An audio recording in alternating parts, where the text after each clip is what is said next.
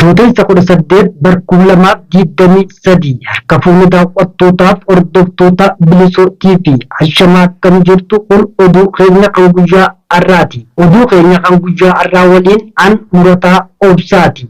Egaa daawwattootaa fi hordoftoota Bilisoo TV amma xumura sagantaa keenya nu faana turuu hin dagatinaa isiniin jenna.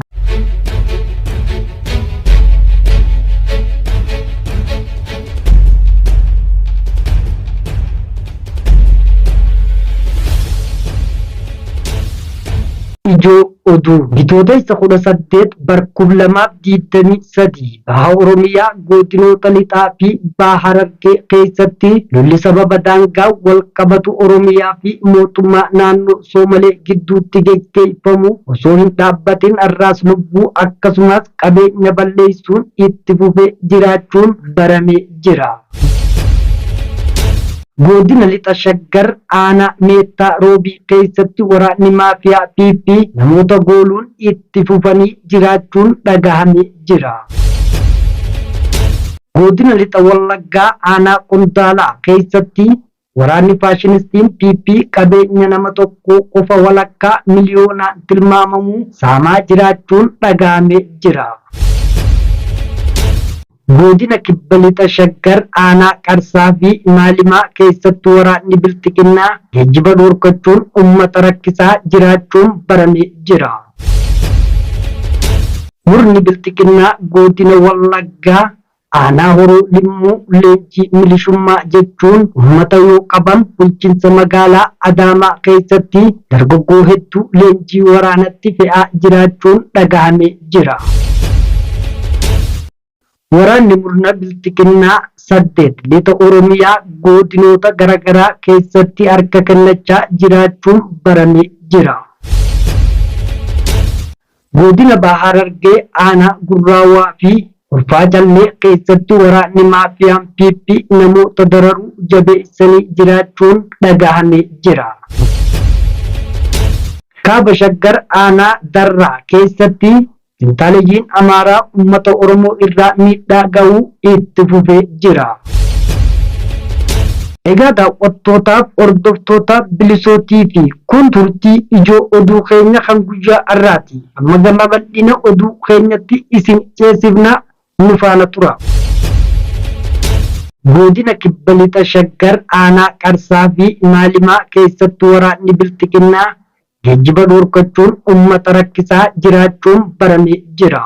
Bal'ina oduu kanaa hojii sabaa waan qindeeffatte qabdi. Godina lixa Shaggar aanaa Qarsaa fi Maalimaa keessatti waraanni bilxiginnaa geejjiba dhorkachuun uummata rakkisaa jiraachuun baramee bitootessa 17 bara 2023 murni faashistii PP loltoota barcummaa siyaasa isaa eeguuf bobbaafama fayyadamuun hawaasa Oromoo jireenyatti hadheessaa jira. Waraanni fedhii nama tokkoo guutuuf hojjechaa jiran kun turbee kana godina kibba lixa Shaggar aanaa Qarsaa fi Maalimaa keessatti tajaajila geejjiba hawaasaa irraa kutuun uummanni akka rakkatu taasisanii jiru. Keessa loltoonni magaalaa Leemmanii fi Gabbisoo qubsiifamanii jiran uummata baadiyyaa magaalichaatti marsanii jiran isin waraana bilisummaa Oromoo waliin hidhata qabdu jechuudhaan hawaasichi geejjiba akka fayyadamne taasisan.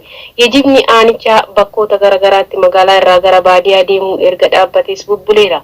Kana malees aanichuma keessatti waraanni nama nyaatan kun caasaa bulchiisaa waliin ta'anii uummata gibira kaffalaa jechuun qarshii seeraan hin beekamne akka fedhanitti itti ramadanii irraa guuraa jiraachuun maddeen himuun rakkoo waraanni Abiy Ahmad uummata nagaa irraa gahaa jiru hamaa ta'uun dabaluun ibsaniiru. Bitootessa 18 2023 baha Oromiyaa godinoota lixaa fi baha Harargee keessatti lolli sababa daangaa wal qabatu Oromiyaa fi mootummaa naannoo Soomalee gidduutti geggeeffamu osoo hin dhaabbatin har'aas lubbuu akkasumas qabeenya balleessuun itti fufee jira. Erga bara 2018 booda baha Harargee aanaa Cinaaqsan keessatti tarkaanfii fudhachuun kan hin dhaabbanne hidhattoonni mootummaa naannoo Soomalee bitootessa 13 2023 irraa qabuun bifa haarawaan aanaa Cinaaqsan irraa bilxiginnaa kutuun hundeesseen makkanniisa Oromoo keessatti lola jabaa geggeessaa jiraachuun dhagahamee jira. Lolli cimaan hanga gabaasni kun keessatti qindaa'etti geggeeffamaa turuun aanaa makkanniisa Oromoo araddoota akka Gelboobaa, Eela Amar, Santaarree Suweenii Turkoilii fi Ganda Ahmad Garaadaa iddoo jedhamutti lolli cimaan geggeeffamee jira. Lola kanaanis qabeenyi namootaa barbadaa'uun lubbuun namootaa dabree jiraachuunis dhagahamee jira.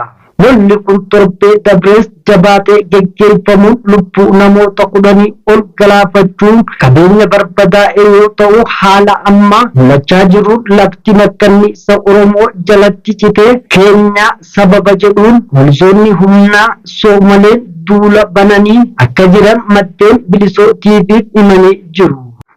Murni Bilxiginnaa godina Wallaggaa aanaa Horoo Limmuu leenjii milishummaa jechuun uummata yoo qaban bulchiinsa magaalaa Adaamaa keessatti dargaggoo hedduu leenjii waraanatti fe'aa jiraachuun dhagahamee jira. Bal'ina oduu kanaa urjii sabaa waan qindeeffatte qabdi. Murni Bilxiginnaa godina Bahaa Wallaggaa aanaa Horroo Limmuutti leenjii milishummaa jechuun uummata yoo qaban bulchiinsi magaalaa Adaamaa keessatti dargaggoota hedduun leenjii waraanatti fe'aman. Bitootessa 17 bara 2023 nagaa tasgabbii fi misoomni keessaa baduun sagalee dhukaasa leenjii waraana bobba'aa fi sodaachisni waraana qofti impaayirratti keessaa dhaga'amuun bara Abiyyi Ahmad bara waraana lammiilee isaa irratti bane ta'ee fudhatama. Waa'ee lola keessaa kan hin dhaabamne impaayirri har'as milishaaf jecha nama qabuuf leenjii waraanatti nama erguun hin dhiisne. Bitootessa 13 irraa jalqabuudhaan hanga kaleessa bitootessa 16tti godina Bahaa Wallaggaa aanaa Horroo Limmuu keessatti namoota humnaan qabuun leenjii milishummaa qopheessaa jiru. Namoonni dirqiin hojii isaanii irraa qabamanii jiran keessaa kan maqaan arganne Gammachuu Abshaalee, Gitaachoo Addunyaa, Kaffaalee Goffaa, Guree Ifaa, Tolasaa Mubii, Shamsiin Kadir, Adam Siraaj, Addisuu fi Tamasgeen Dabalee ta'uun barameera. Baashaggar bulchiinsa magaalaa Adaamaa gandoota akka Caffee, Hangaatuu, Migiraa fi Bokkuu irraa konkolaataa sa'aatii 4 fi xiqqoo lamaan dhiingadda bitootessa 15 bara 2023 dargaggoota leenjii waraanaaf osoo maatii boonuu fudhanii deemuun maddeen himaniiru. Godina Lixa Shaggar aanaa Meettaa Roobii keessatti waraanni maafiyaan PP namoota gooluu itti fufee jira. Bitootessa 18 bara 2023 murni faashinistiin PP qabeenya uummata Oromoo saamuu fi uummata Oromoo ajjeesuu qalbii cabsee bulchiinsa waraanaa kuma dhibbootaan Oromiyaa keessa bobbaasee qe'ee uummata Oromoo nagaaf tasgabbii dhorkaa jiraachuun dhagahamee jira. Akka kanaanis loltoonni uummata Oromoo dararuuf argaman badiinsa fudhatanii bobbaafaman kun bitootessa 15 bara 2023 godina Lixa Shaggar aanaa Meettaa Roobii gandoota akka Sinoo, Iyyaasuu, Golaa fi Jimmaataa keessatti maqaa waraana bilisummaa Oromoo deeggartuun uummata irraa miidhaan gahaa jiraachuun dhagahamee jira. Waraanni kun maqaa sakatta'a waraana bilisummaa Oromoo jedhuun gandoota kanatti bobba'uun namoota nagaa siyaasaa kamirraa iyyuu quba hin qabne waan isaan hin beekneen yakkanii reebaa saamanii nyaachuu fi doorsisuu turuu maddeen Bilisoo TV himanii jiru. Hawaasni gandoota kana gochoota waraanni raawwatan ture qe'ee gadhiisanii baqachuu turuu dabaluun maddeen naannichaa Bilisoo TV'f himanii jiru. Waraanni murna Bilxiginnaa 8 lixa Oromiyaa godinoota garaagaraa keessatti harka kennachaa jiraachuun baramee jira. Bitootessa 17 bara 2023 caasaan waraana faashinistii PP impaayirettii fi Abiy Ahmad aangoo irratti akka tiksaniif maallaqa guddaan itti bahee ijaaramaa jiru galma yaadameef hanqachuuf dhibdee keessoo isaaniitti uumame miseensonni isaanii keessoo baduun itti fufanii jiru. Haaluma kanaan bitootessa 14 bara 2023 godina Qeellam Wallaggaa aanaa Gidaam mooraa waraana Bilxiginnaa magaalaa Gidaam irraa miseensonni poolisii humna addaa Oromiyaa lama sirnicha ganuudhaan qawwee akaamii lama hidhannoo guutuu walii wabootti yoo makamu bitootessa 16 bara 2023 miseensonni raayyaa ittisa impaayirettii lama ona Anfeelloo irraa wabootti makamanii jiraachuun baramee jira. jibbinsa Oromummaa miseensonnii fi hooggantoonni waraanichaa ilmaan Oromoof qaban irraa kan ka'e sirnicha gadhiisanii ba'uun kan itti fufan. Miseensonni waraanaa Bilxiginnaa kun Bitootessa 16 bara 2023 godina Baha Wallaggaa aanaa Arjoo fi Horoo Guduruu aanaa Jimmaa Raaree loltoonni afur sirnicha Bilxiginnaa ganuu qawwee akaamii afurii fi hidhannoo guutuu walii wabootti makamanii jiraachuun dhagahamee jira. Ilmaan Oromoo sirna Bilxiginnaa ganuu wabootti makaman kun simannaa taasifameef gammaduun ilmaan Oromoo qawwee diinaa baatan achi keessatti hafanis qawwee fi hidhannoo isaanii walii wabootti dhufanii akka makaman waamicha taasisanii jiru. Godina Lixa Wallaggaa aanaa Qondaalaa keessatti waraanni faashinistiin PP qabeenya nama tokko qofa walakkaa miliyoonaan tilmaamamu saamanii jiraachuun dhagahamee jira.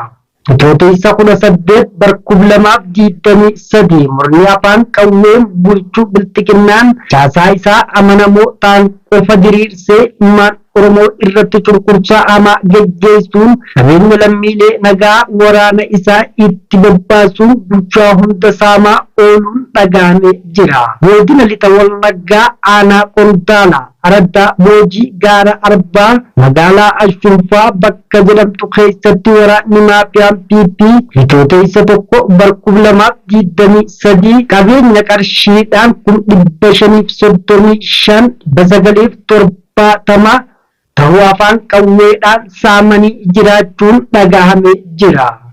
Namni qabeenyi kun jalaa saamame maqaan isaa Obbo Qajeelaa Badhaasaa Diinagdee kan jedhamu yoo ta'u nama kana jalaa mana dhugaatii keessaa qarshii callaa 253,970 badallee guddaa kaasexa 48 qarshiidhaan 57,600 badallee xiqqaan kaasexa 53 gatiin qarshiidhaan 63,600 biraa kaasetii 13 qarshiin 15,600 uzoo leetirii 18 qarshiidhaan 8,100 fi dhugaatii kanneen biroo cufa jala saamuu hiyyummaatti kufisanii jiraachuun maddeen bilisootii fi naannichaa irraa himanii jiru. Godina Bahaa Harargee aanaa Gurraawaa fi Ulfaa Jallee keessatti waraanni maafiyaan PP namoota dararuu jabeessanii jiraachuun dhagahamee jira. Bitootessa 17 bara 2023 sirni nama nyaataan PP loltuu isaa uummata nagaa gidduutti bobbaasuun nagaa uummataa gooluu fi saamicha irratti raawwachaa jiraachuun dhagahamee jira. Waraanni olaantummaa seeraa fi uummata bakka bu'aniif caalatti nama dhuunfaa hojjetan godina Bahaa Harargee onoota akka Gurraawaa fi Ulfaa Jallee keessatti uummata nagaa dararaa jiraachuun dhagahamee jira. Hawaasa nagaa jireenya isaa geggeeffatu ijoollee keessattuu waraana bilisummaa Oromoo keessa jira ittiin jechuun maatii dalagaa irraa qabuun hidhaa fi gubbaa isaanii danqaa jiraachuunis dhagahamee jira.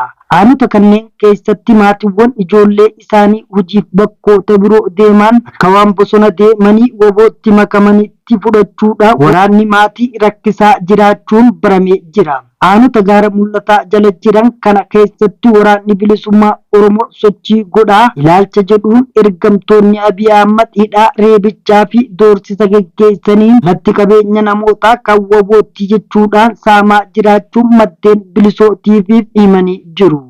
Kaaba Shaggar aanaa Darraa keessatti intaalijiin Amaaraa uummata Oromoo irraan miidhaa gahuun itti fufanii jiru. Bitootessa 18 bara 2023 intaalijiin Amaaraa Oromiyaa bakkoota dalagaa jireenya dhuunfaa isaanii fooyyeffachuuf dhufan cufatti of ijaaruun uummata Oromoo qabeenya isaa irraa miidhaa qaqqabsiisaa jiraachuun dhagahamee jira. Humni qabiyyee abbootii keenya deebisnaaf hojjetan kun godina Kaaba Shaggar aanaa Darraa keessatti ilmaan Oromoo qe'ee isaa irraa boorsisaa fi qabeenya isaa saamuu akka qullaatti hambisaa jiraattonni naannichaa bilisootiif himanii jiru. Aanicha keessatti intaalijiin Amaaraa uummata Oromoo dalagaa dhorkuudhaan hojii qonnaa fi daldalaa ala gochuu kan jiran yoo ta'u, caasaan Bilxiginnaa keessatti ijaaramu akkasumas maallaqaan bituudhaan ilmaan Oromoo siyaasaan hiisisaa fi mana hidhaatii baasuun dhabamsiisaa jiraachuun dhagahamee jira. Sochiin finxaaleeyyii Amaaraa karaa kaaba Shaggar taasifaman kan murni bilxiginnaa uummata irratti bobbaasee bu'aa siyaasaa irratti itti hojjechuu ture hammaachuu yeroo murni bilxiginnaa Finfinnee dhufanii mootummaan na irraa fudhachuuf jedhee gidduu kana komachuu turuun ni beekama. Egaa daawwattootaa fi hordoftoota Bilisoo TV sagantaan oduu keenya har'aaf qabannee isiniif dhiyaanne asirratti goolabamaa sagantaalee birootiin hamma walitti deebinutti qophiilee Bilisoo TV afa waliin turtii gaarii isiniin jenna.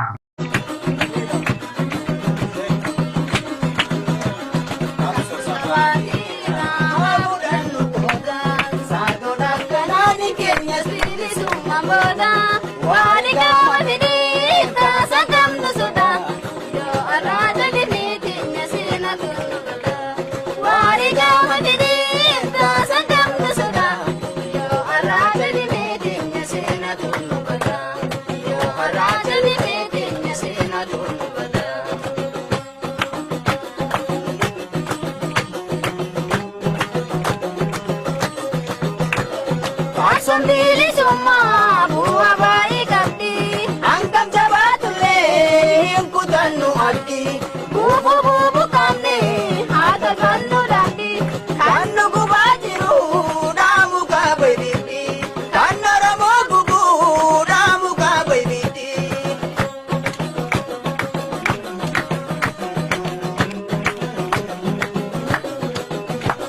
Seena warra demee laalakka gubanii falma doofte gochuun du'a mookatanii warra har'a jiru fakkiinu